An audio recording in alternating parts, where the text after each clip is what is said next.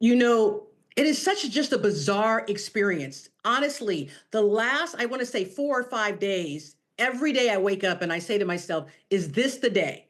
Is this the day that the fires will end and all of them will be put out?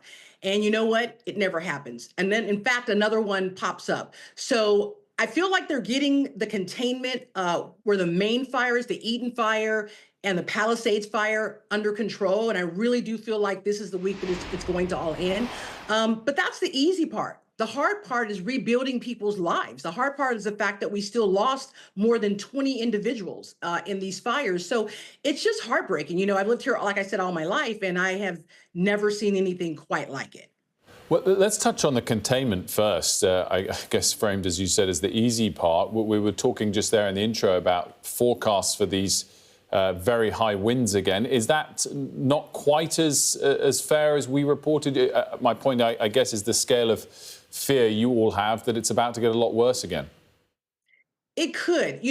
The thing about the Santa Ana winds is that they're so unpredictable. That has been the hardest part.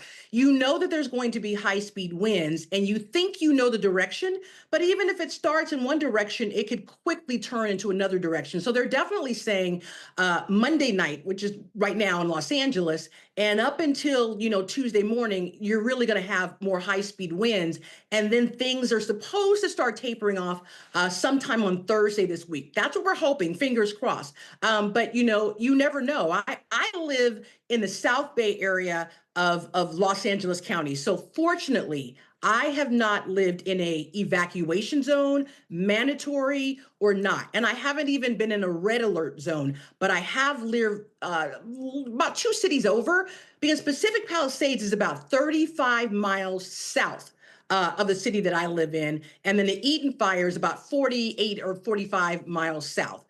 So I haven't been that close, but I will tell you, as I drove into Hollywood and in Los Angeles this weekend, because I wanted to donate items to the fire survivors, I really could see a difference. You can smell it. For the first thing, the traffic is bad, and you're seeing a lot more people saying, we're looking for homes, and things are definitely changing. And we're just keeping our fingers crossed that there are no more large fires that pop up, so that people can really just get back to kind of trying to have some semblance of normalcy and rebuild their lives.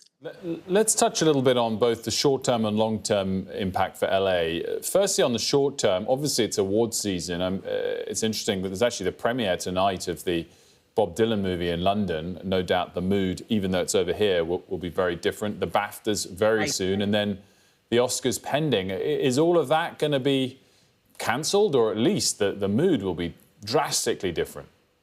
So far, the Oscars and the Grammys are saying they're going to go ahead as scheduled. However, the Oscars nominee luncheon is now not going to take place. And that's the annual tradition where all the people who are nominated for an Oscar, they have a celebratory luncheon. That, I'm told, is being canceled.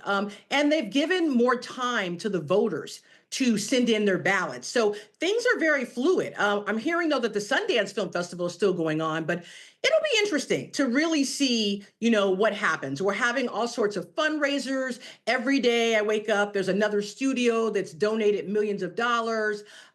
Everybody's really trying to come together to help people in this industry. But I still really think until all of these fires are put out and we are in a clear zone, everything is really just a touch and go.